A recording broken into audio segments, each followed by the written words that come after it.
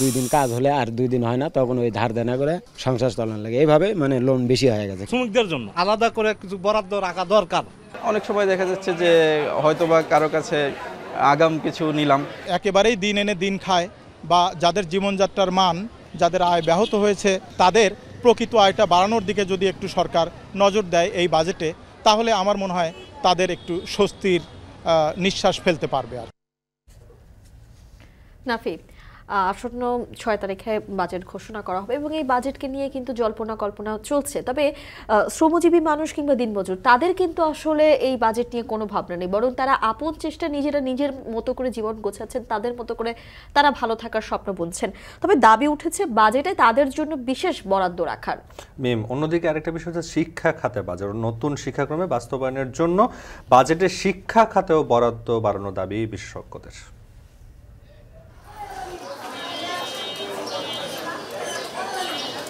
সূর্যের আলো টিনের উপরে পড়লে রেগুলার তাপ আমাদের গায়ে সম্পূর্ণভাবে লাগে। ক্লাস করতে অনেক অসুবিধা হয়, বৃষ্টির পানি ক্লাসে পড়ে। ক্লাসরুমের যে সুন্দর একটা পরিবেশ থাকা প্রয়োজন, সেই পরিবেশের এখানে অপ্রতুলতা রয়েছে। রূপকল্প 2041-এ নির্বাচনী ইশতেহারে বলা হচ্ছে, কিন্তু তার প্রতিফলন আমরা বাজেটের সাথে যখন বরাদ্দ হয় সেটার সাথে আমরা সমন্বয়ের ব্যাপক ঘাটতি দেখি। বাজেট শুধু বাড়লে হবে না, আমার তো শিক্ষক বা প্রতিষ্ঠানের যে দক্ষতা সক্ষমতা সেটাও বাড়তে হবে।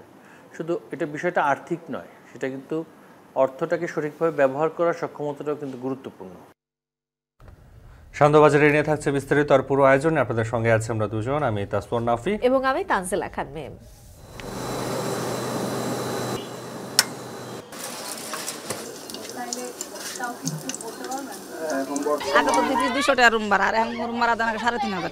যে পরিস্থিতি আছে, বাচ্চাদের লেখাপড়া করাইতে সমস্যা হয়ে যাবে। অন টাইমে এনে তাদের মাল যে আমরা সঠিক সময়ে রপ্তানি করতে পারবো, সে নিশ্চয়তাটা এখন আমরা দিতে পারতেছি না।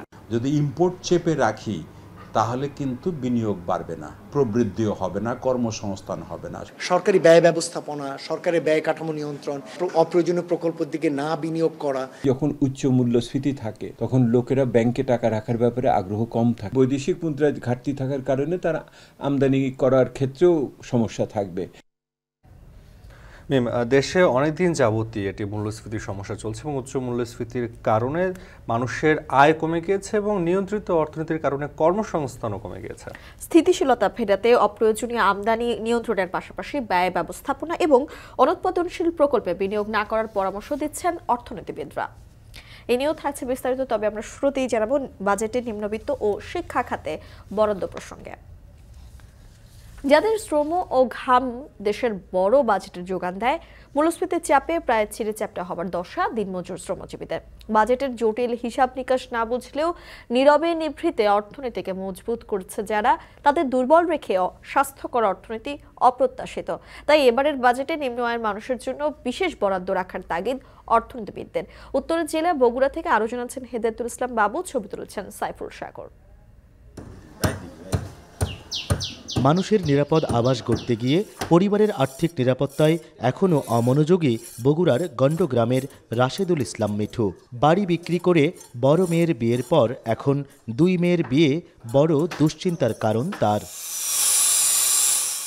মাসিক 14,000 টাকা আয়ে বৃদ্ধ মা, 3 মেয়ে, স্ত্রী আর নিজের খরচ মেটাতে গিয়ে প্রায় 12,000 টাকাই ঘাটতি থাকে তার। সেই ঘাটতি পূরণে অক্টোপাসের মতো জড়িয়ে ধরেছে 4 এনজিওর ঋণ। পুষ্টিকর খাবার বা ভবিষ্যৎ সঞ্চয়ের মতো আর্থিক নিরাপত্তা মিঠুর মতো শ্রমিকদের কাছে দুঃস্বপ্ন।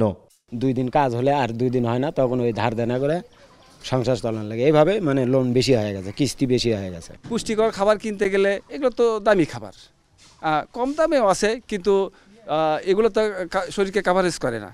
হাত না চললে যার পেট চলে না, তার জন্য দুর্ঘটনা যে অভিশাপ, সেই দুঃখের গল্প বলছিলেন পরিবহন শ্রমিক ফজলুর রহমান। করতেন প্রথম সারির একটি পত্রিকা পরিবহনের কাজ। পত্রিকা পৌঁছাতে গিয়ে এক দুর্ঘটনায় ক্ষতিগ্রস্ত হয় তার 2 পা। কানা করিয়েও সাহায্য মেলেনি কর্মস্থল থেকে। চিকিৎসার জন্য বেচতে হয়েছে 2.5 বিঘা জমি। 4 সন্তান নিয়ে কষ্টকর জীবনযাপন এখন যেন তার নিয়তি। পরিবহন সেক্টরে এইভাবে যে আমরা অ্যাক্সিডেন্ট হয়ে যায়, আমার অ্যাক্সিডেন্টে কেউ মারা যাচ্ছে, কেউ পঙ্গু হচ্ছে, তাদের তো একটা পরিবার আছে, তারা কি খায় বাঁচবে? আলাদা করে কিছু বরাদ্দ রাখা দরকার আমাদের শ্রমিকদের জন্য। করোনার মতো বৈশ্বিক মহামারীর পর যুদ্ধের দামামা অশান্ত করেছে নিত্যপণ্যের বাজার। সমাজের চোখে যারা সচ্ছল তারা কি মুক্ত মূল্যস্ফীতির চাপ থেকে, তাই জানতে বাজারে এই শিক্ষকের সঙ্গী এখন টেলিভিশন। খোলাটা যাচ্ছিলাম, খোলাটা দেওয়া যাবে না? 3 সদস্যের পরিবারের জন্য চাল, ডাল, লবণ, তেল সহ অন্য সব পণ্য বাদে সপ্তাহের কাঁচা তরিতরকারি, মাছ আর প্রয়োজনীয় টুকটাক কেনাকাটায় তার খরচ 1,500 টাকা। বাড়ি ভাড়া, চিকিৎসা, পোশাক, বিদ্যুৎ সহ যাবতীয় সাংসারিক খরচ মেটাতে প্রথম শ্রেণীর এই কর্মকর্তাকেও পা ফেলতে হয় হিসাব করে। তাই আয় ব্যয় বিবেচনায় আসছে বাজেটে সাধারণের জন্য বিশেষ ভাবনার তাগিদ অর্থনীতিবিদদের। সঞ্চয় তেমন তো থাকেই না, অনেক সময় দেখা যাচ্ছে যে হয়তোবা কারো কাছে আগাম কিছু নিলাম, সেটা পরবর্তী মাসে আবার মিলাই নিলাম, এভাবেই চলে যাচ্ছে আর কি। একেবারেই দিন এনে দিন খায় বা যাদের জীবনযাত্রার মান যুদ্ধ, করোনা ইত্যাদি কারণে দারুণভাবে যাদের আয় ব্যাহত হয়েছে, আয় কমে গিয়েছে, তাদের প্রকৃত আয়টা বাড়ানোর দিকে যদি একটু সরকার নজর দেয় এই বাজেটে, তাহলে আমার মনে হয় তাদের একটু স্বস্তির নিঃশ্বাস ফেলতে পারবে। আর গত বছর বাংলাদেশ পরিসংখ্যান ব্যুরোর প্রকাশিত খানা আয় ব্যয় জরিপ 2022-এর প্রতিবেদনে দেখা যায় এক পরিবারের মাসিক গড় আয় 32,500 টাকা, যার বিপরীতে ব্যয় 31,500 টাকা। আর উচ্চ মূল্যস্ফীতির কারণে সংসার চালাতে ঋণের ওপর নির্ভরশীল দেশের প্রায় 37% মানুষ। হেদায়েতুল ইসলাম বাবু, এখন বগুড়া। গত এক দশকে শিক্ষা খাতে অগ্রগতি হলেও অনেক প্রতিষ্ঠানে এখনও জরাজীর্ণ শ্রেণীকক্ষে চলছে পাঠদান কার্যক্রম। নতুন শিক্ষাক্রমে বাস্তবায়নে যে পরিবেশ ও সক্ষমতা দরকার নেই তার অনেক কিছুই। টেকসই, পরিবেশ বান্ধব ও দৃষ্টিনন্দন অবকাঠামো নির্মাণে আসন্ন বাজেটে বরাদ্দ বাড়ানোর পরামর্শ শিক্ষাবিদদের। অন্যদিকে আগামী অর্থ বছরে বরাদ্দের পুরো অর্থকে খরচের সক্ষমতা অর্জনের দিকে নজর দেওয়ার কথা বলছেন শিক্ষামন্ত্রী। ফরহাদ বিন নূরের প্রতিবেদন।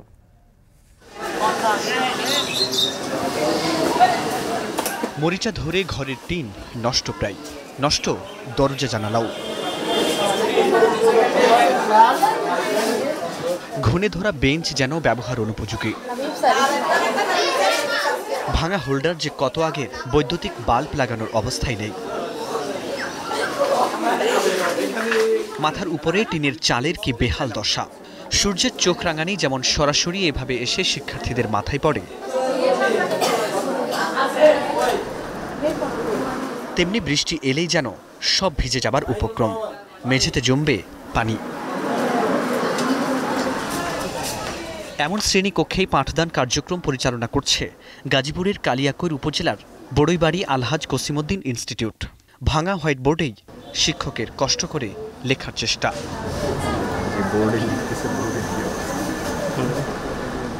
গত এক দশকে শিক্ষার অবকাঠামো উন্নয়নে গ্রাম এবং শহরের বৈষম্য অনেকটাই কমে আসলেও এখনও প্রত্যন্ত অঞ্চলের অনেক প্রতিষ্ঠানই এমন জরাজীর্ণ। নতুন শিক্ষাক্রমে হাতে কলমে বাস্তবে করে শেখার যে পরিবেশ প্রয়োজন তার অভাব এখানে একেবারেই স্পষ্ট। অবকাঠামো সক্ষমতার অভাবে শ্রেণী কার্যক্রম ব্যাহত হবার কথা বলছেন এখানকার শিক্ষক শিক্ষার্থীরা। আমাদের ক্লাস করতে সমস্যা হয়, সূর্যের আলো টিনের উপরে পড়লে সেইগুলোর তাপ আমাদের গায়ে সম্পূর্ণভাবে লাগে। ক্লাসে পর্যাপ্ত লাইট নাই, বৃষ্টির সময় ক্লাস করতে অনেক অসুবিধা হয়। বৃষ্টির পানি ক্লাসে পড়ে। স্কুলে আসতে ভালো লাগে না। আমাদের এইখানে যদি একটা সুন্দর ভবন হয় তাহলে আমাদের আসতে মনে চাইবে, আমাদের পড়ালেখাও ভালো হবে। নতুন কারিকুলাম বাস্তবায়ন করতে গেলে যে আধুনিক শিক্ষা ব্যবস্থার প্রয়োজন, যে উপকরণের প্রয়োজন, সেই উপকরণ সহ এবং ক্লাসরুমের যে সুন্দর একটা পরিবেশ থাকা প্রয়োজন, সেই পরিবেশের এখানে অপ্রতুলতা রয়েছে।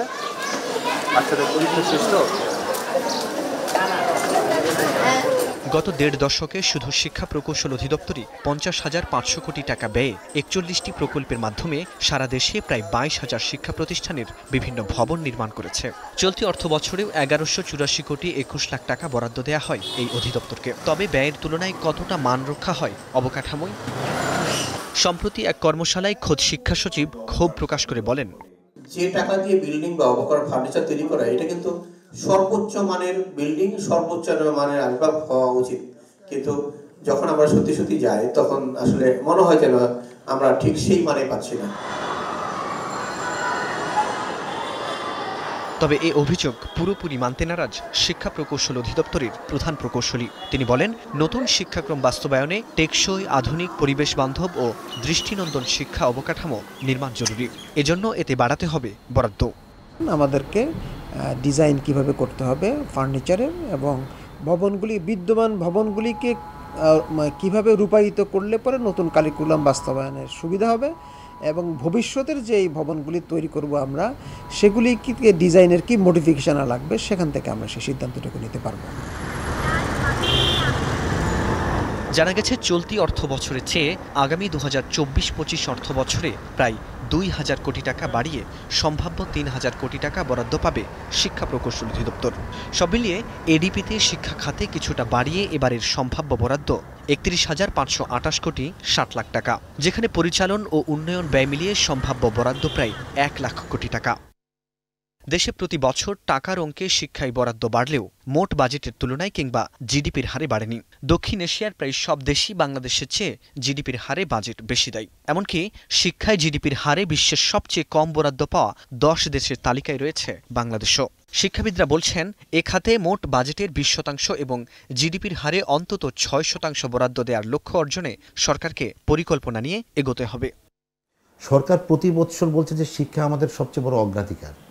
সেটি আপনি বিভিন্ন প্ল্যানে, পঞ্চবার্ষিকী পরিকল্পনাতেও ভালোই বলা হয়, রূপকল্প 2041-এ বলা হচ্ছে, নির্বাচনী ইশতেহারে বলা হচ্ছে, কিন্তু তার প্রতিফলন আমরা বাজেটের সাথে যখন বরাদ্দ হয় সেটার সাথে আমরা সমন্বয়ের ব্যাপক ঘাটতি দেখি। যে সরকারের তো একটি রোডম্যাপ থাকতে হবে যে ক্রমান্বয়ে আমি কবে এই আমার যে লক্ষ্য সেখানে পৌঁছতে পারবো, কিন্তু আমরা সেটি দেখছি না। প্রতিবার দেখবেন টাকার অঙ্কে যত সামান্য বাড়লে আপনি পার্সেন্টেজে কমছে। প্রতি বছর শিক্ষা খাতে যা বরাদ্দ হয় তার পুরোটা খরচ করতে পারে না সরকার, বড় একটা অংশ ফেরত চাই। শিক্ষামন্ত্রী বলছেন, বাজেট কেবল বাড়ালে হবে না, পুরো অর্থকে সঠিকভাবে ব্যবহার করার সক্ষমতার দিকে এবার নজর থাকবে শিক্ষা মন্ত্রণালয়ের। একটা গদবাধা আলোচনা হয়ে যায় যে অনেক বেশি বাজেট দিয়ে দিলে হয়তো বা শিক্ষা রাতারাতি পরিবর্তন হবে। এখন বাজেট শুধু বাড়লে হবে না, আমার তো শিক্ষক বা প্রতিষ্ঠানের যে দক্ষতা, সক্ষমতা সেটাও বাড়তে হবে। শুধু বিষয়টা আর্থিক নয়, সেটা কিন্তু অর্থটাকে সঠিকভাবে ব্যবহার করার সক্ষমতাটাও কিন্তু গুরুত্বপূর্ণ। নতুন শিক্ষাক্রম বাস্তবায়নে যেসব সক্ষমতার অভাব রয়েছে, আগামী বাজেটে সেদিকে নজর দেওয়ার তাগিদ শিক্ষা সংশ্লিষ্টদের।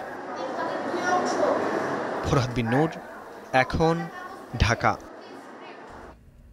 নিয়ন্ত্রিত অর্থনীতিতে বাড়েনি কর্মসংস্থান, আমদানি নিয়ন্ত্রণ, ঋণের সুদের হার, ডলারের চড়া দামে 55% কর্মজীবীর জীবনমান, উৎপাদন আর রপ্তানির সূচকের মতো মলিন। তারল্য সংকট কাটাতে ব্যাংকগুলো কেন্দ্রীয় ব্যাংকমুখী থাকলেও ঘাটতি বাজেট পূরণে আর্থিক খাতে সরকারের ধার থাকবে এবারও। কিন্তু কৃচ্ছ্রতা সাধনের নিয়ন্ত্রণ কৌশল সরকারের রাজস্ব ব্যয় পরিকল্পনায় আরোপ না হলে চলমান অর্থনৈতিক সংকট আরও দীর্ঘমেয়াদী হবে বলে মত অর্থনীতি বিশ্লেষকদের। সেলিয়া সুলতানার প্রতিবেদন।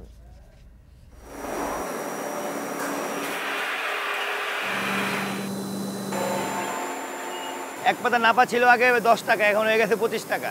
ফ্যামিলির, নিজের, বাচ্চাদের কারো না কারো মেডিকেল পারপাস খরচ লাগে, সেটা বেয়ার করতে পারি না। আয়ের সর্বোচ্চ সন্তুষ্টির পরিমাপক মেলে ভাগশেষে।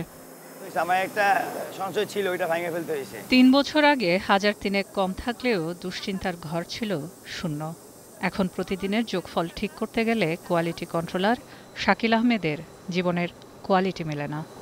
যে পরিস্থিতি আছে সেভাবে যদি সামনে ভবিষ্যতেও থাকে, শুধু প্রভাব না, বাচ্চাদের লেখাপড়া করাইতে সমস্যা হয়ে যাবে, নিজেদের ভরণ পোষণের সমস্যা হয়ে যাবে, বাড়ি ভাড়া দিতে সমস্যা হয়ে যাবে, সব দিক দিয়ে সমস্যা হয়ে যাবে। বর্তমান যে পরিস্থিতি আছে এভাবে চললে তো টিকা মুশকিল হয়ে যাবে। 3000 টাকা বাড়লেও মূলত গত 3 বছরে ফি বছর মূল্যস্ফীতি বেড়েছে 10% হারে। কবিতা, সবেমাত্র 7 মাস হতে চলল। 13,000-এর বেতন একদিকে টানতে অন্যদিকে শীতে তুলে রাখা কাঁথার মতো খেপে যেতে থাকে আয়ের হাত। দুজনের সংসারে তা দিয়েই সন্তুষ্টি খোঁজেন। দেশে দেই 10,000, তারপরে আমার শাশুড়ি আছে, কিস্তি আছে, বাজার সদাই এগুলা করা লাগে, যাতায়াত বিল, সমস্যা বেতন নিয়ে আরো লাগবে। এই শহরে 6,000 টাকা বেতনের চাকরি করেন নূরজাহান বেগম। 3 বছরে বেতন বেড়েছে 1,000 টাকা। তার সন্তুষ্টির বাজার মূল্য সর্বোচ্চ 6,000 টাকার মধ্যে। এর বাইরে স্বপ্ন। মানে আয়ও নাই দেয়ও নাই, এখন তো কারেন্ট বিল বেশি নেয়। আগে তো দিচ্ছি 200 টাকা রুম ভাড়া, আর এখন রুম ভাড়া দেন 3,500 টাকা।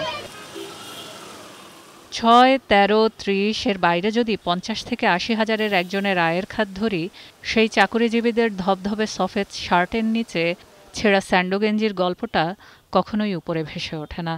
সেটি বুক পকেটের নিচে যত্ন করে চাপিয়ে রাখেন যারা, তার নাম মধ্যবিত্ত। ব্যক্তি ছাড়িয়ে প্রতিষ্ঠান, আয় ব্যয়ের খাতের ফর্দ আছে এখানেও।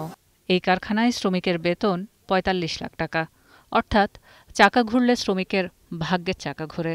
কিন্তু উচ্চমূল্যের কাঁচামাল, সুদের হার, নিরবিচ্ছিন্নের নামে বিচ্ছিন্ন জ্বালানির মোটা খরচ সবই যেন বেহিসেবি। আর সেই হিসেবের অনিশ্চয়তায় ক্রয়াদেশও চলে যাচ্ছে ভিন্ন দেশে। আছে মূলধনের যোগানে ব্যাংকের অসামর্থ্যের চাপ। বায়াররা যখন আমাদেরকে বিভিন্ন ইস্যু দিয়ে দেয় যে আমাদের এই ক্রাইটেরিয়াগুলো পূর্ণ করে তাদের মালগুলো আমাদের ডেলিভারি দিতে হবে, তখন আমরা যেই ব্যাংকের থেকে যে ফ্যাসিলিটিস, তারপর আমাদের যে অন্যান্য কাঁচামাল আছে সেগুলো যে আমরা অন টাইমে এনে তাদের মাল যে আমরা সঠিক সময়ে রপ্তানি করতে পারবো, সে নিশ্চয়তাটা এখন আমরা দিতে পারতেছি না। আলটিমেটলি বায়ারগুলো আমাদের দেশ থেকে অন্য দেশে চলে যাবে, সেটা ইন্ডিয়া হতে পারে, ভিয়েতনাম হতে পারে। প্রায় 2.5 বছর ধরে চলছে আমদানি নিয়ন্ত্রণ, তাতে উৎপাদন হয়েছে ব্যাহত। এই মুহূর্তে 3 মাসের যোগান নেই, প্রতি মাসে 5 বিলিয়নের মতো আমদানি বিলের চাপ রয়েছে। একটা পরিস্থিতি আসলে মেনে নিতে হয়, তার কারণ হচ্ছে কিছু সময়ের জন্য অর্থনীতিকে টেনে ধরা দরকার, যাতে করে কোনো ফলস চাহিদা না তৈরি হয়, এবং তার থেকে গুরুত্বপূর্ণ হলো আমার যাতে সামষ্টিক স্থিতিশীলতা ফিরে আসে। কিন্তু একই সাথে যদি এই উদ্যোগগুলো নেওয়ার পাশাপাশি অন্যান্য যে উদ্যোগগুলো নেওয়া, বিশেষ করে সরকারের দিক থেকে যে সমস্ত উদ্যোগগুলো দেওয়া, সরকারি ব্যয় ব্যবস্থাপনা, সরকারের ব্যয় কাঠামো নিয়ন্ত্রণ, লিকেজ কমানো, অপ্রয়োজনীয় প্রকল্পের দিকে না বিনিয়োগ করা, এই ধরনের জায়গাগুলোতে যদি প্রয়োজনীয় উদ্যোগ না নেওয়া হয়, তাহলে দুর্ভাগ্যবশত দেখা যায় যে এর দুর্ভোগটা বেসরকারি খাতের উপরেই আরও প্রলম্বিত হতে থাকে, যেটা অনাকাঙ্ক্ষিত। 2023-24 অর্থবছরে এডিপিতে বরাদ্দ বিদেশি ঋণ পাওয়ার কথা ছিল $9,891 মিলিয়ন। সেখানে পাওয়া গেছে 6,284 মিলিয়ন। অর্থনীতি বিশ্লেষকরা বলছেন, ঘাটতি বাজেট পূরণে এবারও ব্যাংকের উপর চাপ পড়বে, বেসরকারি বিনিয়োগে পড়বে টান, তাতে ছোট হবে কর্মসংস্থান ও মানুষের আয়ের উৎসের পরিধি। ব্যাংকের উপরে চাপ অব্যাহত থাকবে। এটার ফলে যেটা দাঁড়াবে যে যেহেতু ব্যাংকের ভিতরে সাধারণভাবে তারল্য সংকট আছে, এবং যেহেতু যখন উচ্চ মূল্যস্ফীতি থাকে তখন লোকেরা ব্যাংকে টাকা রাখার ব্যাপারে আগ্রহ কম থাকে, আমানতের পরিমাণ সেহেতু কম থাকে, সেই সমস্ত ক্ষেত্রে সরকার যদি টাকা নেয় তাহলে স্বাভাবিকভাবে ব্যক্তি খাতের জন্য ঋণ প্রবাহ কম হবে। এবং ব্যক্তি খাতে ঋণ প্রবাহ কম শুধু যে টাকাতে অংশে থাকবে তা না, একই রকমভাবে বৈদেশিক মুদ্রার ঘাটতি থাকার কারণে তারা আমদানি করার ক্ষেত্রেও সমস্যা থাকবে। অর্থনীতি বিশ্লেষকরা বলছেন, নিয়ন্ত্রণমূলক অর্থনীতি দীর্ঘমেয়াদে সংকট সৃষ্টি করে। অর্থনীতি নিজের গতিতেই সচল রাখবে প্রবৃদ্ধি। যদি ইম্পোর্ট চেপে রাখি তাহলে কিন্তু বিনিয়োগ বাড়বে না, আর বিনিয়োগ না বাড়লে প্রবৃদ্ধিও হবে না, কর্মসংস্থান হবে না। সুতরাং ধীরে ধীরে এটাকে বলে যে বাজারটা সহজ হয়েও যাবে, একটা মার্কেট ইকোনমি ইজ করবে, ম্যাক্রো ইকোনমিক স্থিতিশীল আসবে, সেরকম প্রত্যাশায় আমরা আছি। এটা খুব সহজই হবে না, আমার মনে হয় যে কয়েক মাস সময় তবু লেগে যাবে এই সহজ হতে হতে। অর্থনীতি বিশ্লেষকদের মতে, কর্মসংস্থান হোঁচট খেলে সংকটের শুধুমাত্র সামাজিক নিরাপত্তার অঙ্ক বাড়িয়ে দীর্ঘমেয়াদী ও টেকসই নিরাপত্তা দেয়া সম্ভব নয়। এছাড়া প্রবৃদ্ধি বাড়াতে সরকারি ব্যয়ে স্বচ্ছতা ও জবাবদিহিতা ও আর্থিক খাতে সুশাসন নিশ্চিত না করা গেলে দেশের অর্থনীতি নিম্নচাপে বিপর্যস্ত হবে। সেলিয়া সুলতানা, এখন গাজীপুর। প্রধানমন্ত্রী শেখ হাসিনা বলেছেন, উত্তরাঞ্চল সহ সারা দেশে চা উৎপাদনের সকল ধরনের সহযোগিতা অব্যাহত রাখবে সরকার। মঙ্গলবার সকালে রাজধানীর উসমানী স্মৃতি মিলনায়তনে জাতীয় চা দিবসের অনুষ্ঠানে তিনি এমনটা বলেন। তিনি বলেন, চা শ্রমিকদের জীবনমান উন্নয়নে সরকারের পাশাপাশি বাগান মালিকদেরও এগিয়ে আসতে হবে। এ সময় চা শিল্পে অবদানের জন্য 8টি ক্যাটাগরিতে বিভিন্ন প্রতিষ্ঠান ও ব্যক্তিকে জাতীয় চা পুরস্কার তুলে দেন প্রধানমন্ত্রী। বিস্তারিত প্রতিবেদনে।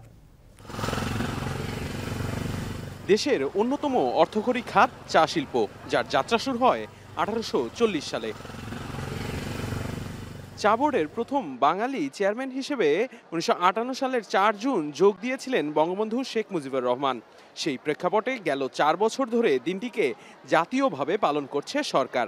তারই ধারাবাহিকতায় মঙ্গলবার সকালে রাজধানীর ওসমানী স্মৃতি মিলনায়তনে জাতীয় চা দিবসের অনুষ্ঠানে প্রধান অতিথি হিসেবে যোগ দেন প্রধানমন্ত্রী শেখ হাসিনা। শিল্পের দুঃসময়ে শুরুতেই চা শিল্পে নানা অবদানের জন্য 8টি ক্যাটাগরিতে বিভিন্ন প্রতিষ্ঠান ও ব্যক্তিকে জাতীয় চা পুরস্কার তুলে দেন সরকার প্রধান। বক্তব্যে চা শিল্পে বঙ্গবন্ধুর নেয়া নানা পদক্ষেপ তুলে ধরেন প্রধানমন্ত্রী। বলেন, এই খাতের উন্নয়ন ও সম্প্রসারণে উত্তরাঞ্চল সহ সারা দেশে সব ধরনের সহযোগিতা অব্যাহত রাখবে সরকার। এই উত্তরাঞ্চলের যে চা সম্ভাবনা দেখা দিয়েছে সেটা সম্প্রসারণ করা, সেটাকে আরও একটু যত্নবান হওয়া এবং কীভাবে আরও চা উৎপাদন করা যাচ্ছে ব্যবস্থা করা। তাছাড়া চা বোর্ড ক্ষুদ্র চাষিদের প্রযুক্তি সহায়তা, প্রশিক্ষণ, প্রণোদনা সামগ্রী বিতরণ সহ সব ধরনের সহায়তা দিয়ে যাচ্ছে। সরকার প্রধান বলেন, শ্রমিকদের অধিকার রক্ষায় বর্তমান সরকার অঙ্গীকারবদ্ধ। বাগান মালিকদের শ্রমিকদের প্রতি যত্নবান হওয়ারও আহ্বান তার। চা শ্রমিক যারাই কাজ করান, শ্রমিকদের প্রতি যদি আপনারা যত্নবান হন, আপনারা কিন্তু বেশি করে কাজ করাতে পারবেন। শুধুমাত্র তাদেরকে ওই আপনার অধীনস্থ বলে বিবেচনা করলে হবে না। মনে রাখতে হবে তাদের শ্রম ঘাম দিয়েই আপনার উৎপাদন বৃদ্ধি করা, উপার্জনের পথ করে দিচ্ছে। কাজে সেই শ্রমিকদের প্রতি আপনাদের আরও যত্নবান হতে হবে। উৎপাদন বাড়ানো সহ চা রপ্তানির সুযোগ সৃষ্টি করতে গবেষণার উপর গুরুত্ব দেন প্রধানমন্ত্রী। আমরা তো বিভিন্ন কিছু দিয়েই চা বানাই, তো এই চাগুলো যদি প্যাকেটজাত করা যায়, অর্থাৎ আমি এটা বলবো যারা চা মালিক এবং ব্যবসায়ী আছেন, বিশেষ করে মালিকদের বলবো যে আপনারা ভ্যালু এডেড করেন। এই যে বাল্কে চা বিক্রির থেকে যদি ভ্যালু এডেড করেন, তাহলে আপনারা কিন্তু আরো ভালো দাম পাবেন। আন্তর্জাতিক বাজারে জায়গা করে নিতে চায়ের নানা ধরন তৈরির পাশাপাশি একে বহুমুখী করার উপরও জোর দেন প্রধানমন্ত্রী। দেবরাজ দেব, এখন, ঢাকা।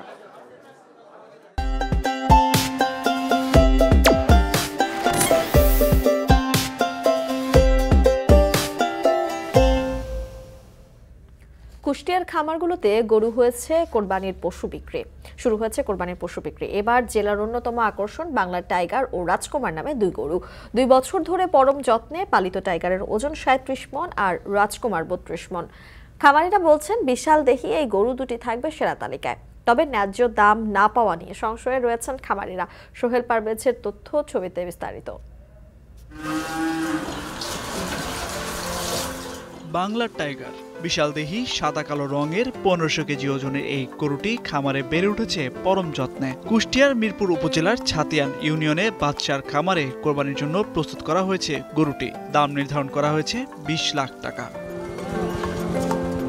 একই উপজেলায় ডালিমালির খামারে পরম যত্নে প্রস্তুত করা হয়েছে রাজকুমার নামে আরেকটি গরু। ওজন প্রায় 1300 কেজি। এটির দাম নির্ধারণ করা হয়েছে 14 লাখ টাকা। তবে ন্যায্য দাম পাওয়া নিয়ে চিন্তিত খামারিরা।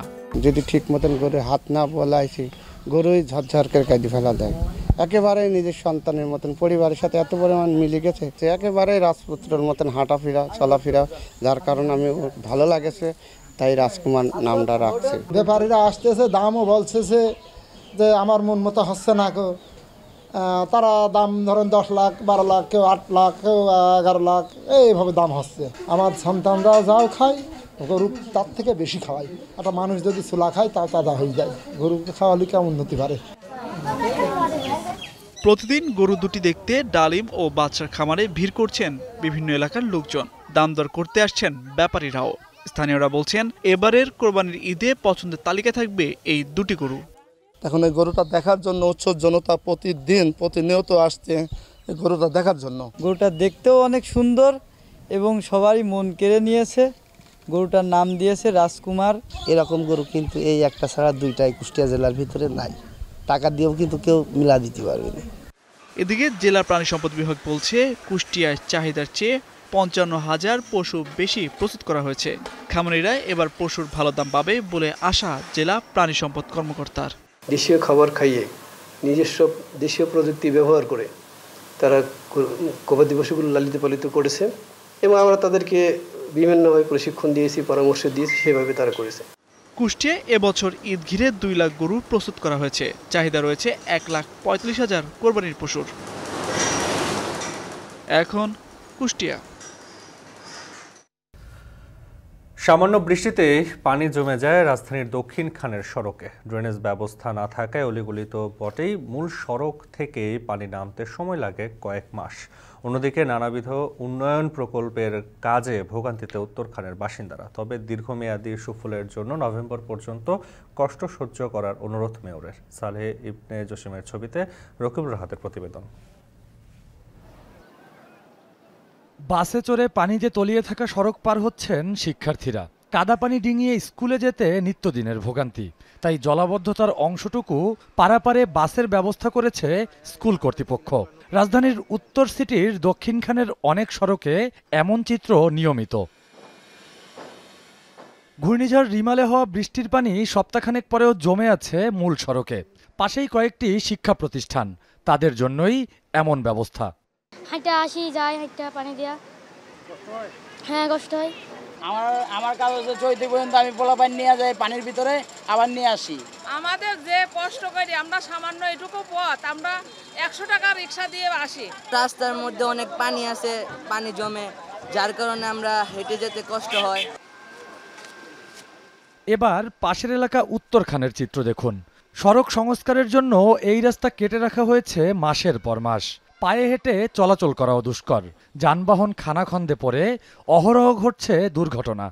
এখান দিয়ে পানি পার হয়ে মাঝে মাঝে অটো উল্টে যায় এখান দিয়ে যাওয়ার সময়। আজকে 20 বছর ধরে আমরা দুর্ভোগ আমরা পোহাতে আছি অলরেডি, এবং বর্তমানে সমস্ত রাস্তাঘাট একসাথে কাজ ধরছে। আমার ওয়াইফ প্রেগনেন্ট, আমি নিয়ে যে তাকে ওমেনে যাওয়ার মতো পরিস্থিতি নাই, তাকে কিভাবে নিব? উত্তরা 2 নম্বর সেক্টর সংলগ্ন কসাইবাড়ি রেল ক্রসিং থেকে দক্ষিণখান পেরিয়ে উত্তরখানের কাঁচকুড়া পর্যন্ত সোয়া 5 কিলোমিটার দীর্ঘ সড়ক। পুরো পথের অবস্থাই এমন বেহাল, যার কারণে ক্ষতির মুখে পড়ছেন এই 2 এলাকার ব্যবসায়ীরা। এমনকি জীবনধারণের খরচও বেড়েছে নাগরিকদের। আমাদের 1000 টাকা প্রতিদিনই গুনতে হয়, কিন্তু এই টাকাটা আসে কোত্থেকে? প্রতিটা রাস্তা যেভাবে কেটে রাখছে, এটা তো সম্ভব না। একটা রাস্তা অন্তত মানুষের যাওয়া আসার জন্য রাখা উচিত ছিল। সকাল 8টা বাজে আসছি, এখন বেলা 1টা বাজে, মাত্র 150 টাকার দোকানদারি হয়েছে। এখন আমরা 10,000 টাকা, 15,000 টাকা, 14,000 টাকা বিক্রি করতে আমাদের কষ্ট হয়ে যায়। 2016 সালে ঢাকা উত্তর সিটি কর্পোরেশনের সঙ্গে যুক্ত হয় নতুন 18টি ওয়ার্ড। দক্ষিণখান উত্তরখান এলাকা দুটো সেই সময়েই ইউনিয়ন পরিষদ থেকে সিটি কর্পোরেশনের আওতায় আসে। তবে এতদিনেও লাগেনি উন্নয়নের ছোঁয়া। ডিএনসিসির নতুন 18টি ওয়ার্ডের উন্নয়নে 4025 কোটি টাকা বরাদ্দ দেয় একনেক, যে প্রকল্পের বাস্তবায়ন শুরু হয় 2022 সালে। এর আওতায় নতুন এসব ওয়ার্ডে নির্মিত হবে 183 কিলোমিটার পাকা রাস্তা, 234 কিলোমিটার ড্রেন ইউটিলিটি সহ 29 কিলোমিটার খাল প্রকল্প। ভোগান্তি এড়াতে চলতি বছরের নভেম্বরের মধ্যে প্রকল্পের কিছু অংশের কাজ শেষ করার আশা উত্তরের মেয়রের। এই মুহূর্তে আপনারা অনেক ধৈর্য ধরেছেন, আর একটু ধৈর্য ধরেন। ইনশাল্লাহ 30শে নভেম্বরের মধ্যে আপনাদেরকে ইনশাল্লাহ আল্লাহর রহমতে ড্রেন এবং রাস্তা সহ 30শে নভেম্বরের মধ্যে আপনাদের সমস্যার সমাধান হবে ইনশাল্লাহ। তবে মেয়রের এমন আশ্বাসে আশ্বস্ত হতে পারছেন না উত্তরখান এবং দক্ষিণখানের নাগরিকরা, কারণ নভেম্বরের মধ্যেই থাকবে পূর্ণ বর্ষা, যার কারণে সড়কগুলোতে জলাবদ্ধতা আরও বাড়বে। তাই তাদের দাবি দ্রুত এসব সড়ক সংস্কারের। রকিবুল রাহাত, এখন, ঢাকা। রাজধানীতে ডায়রিয়া রোগের প্রকোপ বেড়ে অবস্থা বিপজ্জনক বলছেন চিকিৎসকরা। 24 ঘন্টায় আইসিডিডিআরবিতে ভর্তি হয়েছে 1200 রোগী। ভর্তি রোগীর প্রায় 40% তীব্র ডায়রিয়া ও কলেরা। চিকিৎসকরা জানান, দেশের বিভিন্ন জায়গা থেকে রোগী আসছেন। বিশুদ্ধ পানি পান, খোলা খাবার না খাওয়ার পরামর্শ বিশেষজ্ঞদের। বিস্তারিত জানাবেন বাইজিদ সাদ। 1 বছর 10 মাস বয়সী ইরহা ডায়রিয়া আক্রান্ত হয়ে মিরপুর থেকে চিকিৎসা নিতে এসেছে হাসপাতালে। মুখে রুচি নেই, খেতে তাই অনীহা। বাবা আরিফিনের অভিযোগ, বৃষ্টির কারণে মিরপুরের সুয়ারেজ লাইন আর ওয়াসার পানির পাইপ এক হয়ে গিয়েছে। ওয়াসা কর্তৃপক্ষের অবহেলায় এলাকা জুড়ে সরবরাহ করা সেই পানি খেয়ে অসুস্থ তার মেয়ে। বৃষ্টির পরে সুয়ারেজের লাইনের সাথে ওয়াসার পানির লাইন আরও মিলে যায়। এই সমস্যা যদি থেকে যায় তাহলে এই ডায়রিয়াজনিত রোগী নিয়ে আমাদের আসতেই হবে। ফ্যামিলির সবাই আমরা অনেক সমস্যার মধ্যে আছি। ও 6 বার 4 বার এরকম করে বাথরুম করছিল, তো এই নিয়ে আমরা একটু ডক্টর দেখাইছি। তো দেখার পর দেখছি যে ওরকমভাবে ওর কালকে আবার দেখেছি ব্লাড গিয়েছে, যার জন্য ICDDRB-তে আসলাম। আন্তর্জাতিক উদরাময় গবেষণা কেন্দ্র বাংলাদেশ ICDDRB-র চিত্র এটি। 350 রোগীর ধারণ ক্ষমতার হাসপাতালটিতে এখন ভর্তি আছে 1200 রোগী। প্রতি ঘন্টায় ভর্তি হচ্ছেন 60 থেকে 65 জন নতুন রোগী। রোগীদের মধ্যে একই পরিবারের একাধিক সদস্য রয়েছে। শিশুদের পাশাপাশি বয়স্কদের আক্রান্তের হার বেশি।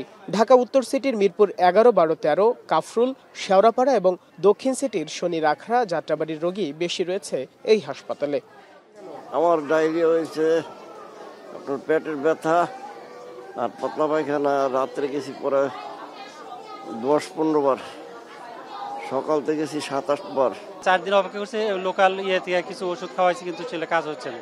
তখন আজকে ফাইনাল ডিসিশন নিলাম যে এখানে ট্রিটমেন্ট করার জন্য। গতকাল সকাল থেকে একটু খাওয়া দাওয়ার প্রবলেমের জন্য আর কি হচ্ছে, আর অতিরিক্ত একটু গরমের কারণে আর কি হচ্ছে। ভর্তি রোগীর প্রায় 40% তীব্র ডায়রিয়া ও কলেরা। চিকিৎসকরা জানান, দেশের বিভিন্ন জায়গা থেকে রোগী আসছেন। চাপ আরও বাড়লে হাসপাতালের বাইরে তাঁবু টাঙিয়ে দেওয়া হবে চিকিৎসা। রাখা হয়েছে সে প্রস্তুতিও। হঠাৎ করেই পেশেন্টের সংখ্যা 300-400 বেড়ে গেছে এবং শনিবার দিন আমাদের 1300-র উপর পেশেন্ট ছিল। এখনও 1200-র উপর পেশেন্ট প্রতিদিন আমরা পাচ্ছি। এদিকে শিশু হাসপাতালেও বাড়ছে ডায়রিয়া রোগীর সংখ্যা। গত 24 ঘন্টায় চিকিৎসা নিয়েছেন 66 জন। ভর্তি আছেন 11 জন শিশু। ঠান্ডা, কাশি, নিউমোনিয়া নিয়ে ভর্তি 67 জন। সব পরীক্ষা নিরীক্ষা করার পরে বলছে যে নিউমোনিয়া আছে, রক্তের ইনফেকশন আছে। এরপরে ওইখানে 6 দিন থাকছি, কিন্তু কোনো উন্নতি নাই। তারপরে ঢাকা রেফার করছে, ঢাকা নিয়ে যান। পরে এখানে আইছি আজকে 5 দিন। বাচ্চার ঠান্ডা, কাশ, জ্বর, নিউমোনিয়া হয়ে গেছে, শিশু হাসপাতালে ভর্তি হয়েছি। চিকিৎসকরা বলছেন, হঠাৎ গরম বেড়ে যাওয়ায় বেড়েছে ডায়রিয়া রোগীর সংখ্যা। বিশুদ্ধ পানি পান, খোলা খাবার না খাওয়ার পরামর্শ তাদের। এই গরমের ভিতরে বাইরের কোনো পানি না খাওয়াই ভালো। প্রচণ্ড পিপাসা হইলে বাইরে ডাবের পানি খেতে পারে, অথবা বাইরে যে শরবত বিক্রি করে, বাইরে যে ফুচকা চটপটি বিক্রি করে এবং খোলা বাজারে যে খাবারগুলো, সেই খাবারগুলো টোটালি এখন অ্যাভয়েড করতে হবে। স্পেশালি বাচ্চাদেরকে অবশ্যই যেন এগুলো না খাওয়ানো হয়। এ অবস্থায় বিশুদ্ধ পানি পান করা, অস্বাস্থ্যকর খাবার না খাওয়া সহ তীব্র রোদ এড়িয়ে চলার পরামর্শ চিকিৎসকদের।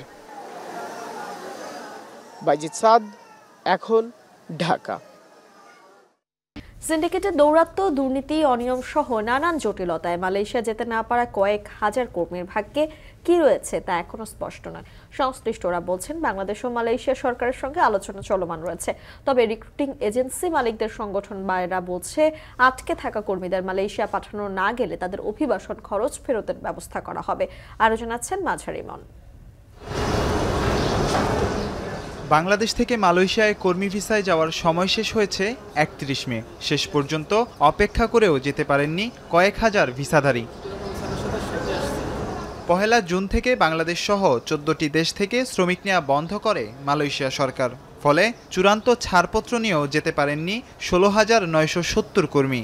এর মধ্যে একটি অংশ উড়োজাহাজের টিকিট সংগ্রহ করতে পারেনি, আর আরেকটি অংশ মালয়েশিয়া থেকে নিয়োগকর্তার চূড়ান্ত সম্মতি পায়নি বলে বিমানবন্দর থেকে তাদের গ্রহণ করার নিশ্চয়তা পাঠায়নি নিয়োগকর্তা। এ ঘটনায় প্রবাসী কল্যাণ ও বৈদেশিক কর্মসংস্থান মন্ত্রণালয়ের অবস্থান ও গণমাধ্যমে সংবাদ প্রচারের পর নড়েচড়ে বসে Bangladesh association of international recruiting agency BAIRA. মঙ্গলবার রাজধানীতে সংবাদ সম্মেলন করে সংগঠনটি জানায়, মালয়েশিয়া যেতে না পারা শ্রমিকদের সংখ্যা প্রবাসী কল্যাণ ও বৈদেশিক কর্মসংস্থান মন্ত্রণালয় 17,000 বললেও তাদের মতে এই সংখ্যা 5 থেকে 6,000। প্রাপ্ত পরিসংখ্যান মোতাবেক এ সকল কর্মীদের সংখ্যা মাত্র 5,000-এর মতো হবে। সবার সম্মিলিত চেষ্টায় সমস্যা নিরসনে কাজ করা হচ্ছে বলে জানানো হয় সংবাদ সম্মেলনে। তবে মালয়েশিয়া যেতে ইচ্ছুক শ্রমিকদের অভিবাসন প্রক্রিয়ায় ঠিক কত টাকা আটকে গেছে তা জানাটা সময় সাপেক্ষ বলে দাবি তাদের। তদন্ত কমিটি হয়েছে, তদন্ত কমিটিতে ওরা যেন এসে যেন তাদের নাম ভুলে রেজিস্ট্রেশন করে, কার মাধ্যমে টাকা দিয়েছে বলে। বাট আমরা এটা ঘুরতে আমাদের মেইন রিক্রুটিং এজেন্সিকে আমরা বের করব। মেইন রিক্রুটিং এজেন্সিকে দায়িত্ব নিতে হবে, তার দায়িত্ব হবে তার পূর্ণ অভিবাসন ব্যয়টিকে ফিরিয়ে দিয়ে দেওয়া। যে এজেন্সি তাদেরকে পাঠাতে পারে নাই, বাইরে পদক্ষেপ নিয়ে হয়তো পাঠাতে যদি সরকার ব্যর্থ হয়, সরকারের সহযোগিতা চাচ্ছে, না হয় সেই ক্ষেত্রে আমরা তাদের কাছ থেকে টাকা আদায় করে বিদেশগামী কর্মী তাদের টাকা আদায় করার জন্য আমরা বাইরের পক্ষ থেকে পদক্ষেপ নেব। অনিয়মের সাথে যদি কেউ জড়িত থাকে, দুর্নীতির সাথে কেউ জড়িত থাকে, অবশ্যই সেটার আইনগত ব্যবস্থা হবে, এতে কোনো সন্দেহ নেই। সংগঠনটির নেতারা জানান, বাদ পড়াদের এখনও মালয়েশিয়া পাঠানোর চেষ্টা হচ্ছে। শেষ পর্যন্ত তারা যেতে না পারলে অর্থ ফেরত দেওয়া হবে। যদিও মালয়েশিয়ার স্বরাষ্ট্রমন্ত্রী সাইফুদ্দিন ইসমাইল মঙ্গলবার সাফ জানিয়ে দিয়েছেন, দেশটিতে বিদেশি কর্মী নিয়োগের সময়সীমা বাড়ছে না। সরকার উচ্চ পর্যায়েও চেষ্টা করছেন মালয়েশিয়ান অথরিটির সাথে কথা বলে এদেরকে নেওয়া যায় কিনা। এখানে কথা হচ্ছে যে যদি নিতে হয় তাহলে 14টা কান্ট্রিতে নিতে হবে। স্পেশাল কনসিডার ওনারা করতে পারেন, অন্য দেশে হয়তো এই সিচুয়েশনটা হয়নি। এদিকে মালয়েশিয়ায় না যেতে পারা শ্রমিকদের কোনো অভিযোগ থাকলে তা 6 সদস্যের তদন্ত কমিটিকে জানানোর অনুরোধ করেছে প্রবাসী কল্যাণ ও বৈদেশিক কর্মসংস্থান মন্ত্রণালয়। মাঝার ইমন, এখন, ঢাকা। ভারতের লোকসভা নির্বাচন প্রসঙ্গ। এ পর্যন্ত 164 আসনের চূড়ান্ত ফলাফলে 97টি আসনে জয় পেয়েছে ক্ষমতাসীন দল বিজেপি। 57টি আসনে জিতেছে কংগ্রেস, অন্যান্য দল পেয়েছে 10টি আসন। তবে এবার মোদির দল বিজেপির সংখ্যাগরিষ্ঠতা পাচ্ছে না, এটা নিশ্চিত। কারণ বিজেপির এগিয়ে থাকা আসনে জয় ধরলেও তাদের আসন সংখ্যা দাঁড়ায় 239। লোকসভার মোট 543 আসনের মধ্যে সরকার গঠনের প্রয়োজন 272 আসন। গুজরাটের বারাণসী থেকে 1.5 লাখ ভোটে জিতেছেন মোদি। এদিকে রাহুল গান্ধী কেরালার ওয়ানাডে আসনে জয় পেয়েছেন 3.5 লাখ ভোটের ব্যবধানে। গতবারের তুলনায় এবার তৃণমূল কংগ্রেসের ভোট বেড়েছে 3.5%। অন্যদিকে বিজেপির ভোট 3.2% কমেছে, যা বুথ ফেরত জরিপকে উল্টে দিয়েছে। কংগ্রেস বলছে বিজেপির এই অবস্থা মোদির রাজনৈতিক ও নৈতিক পরাজয়।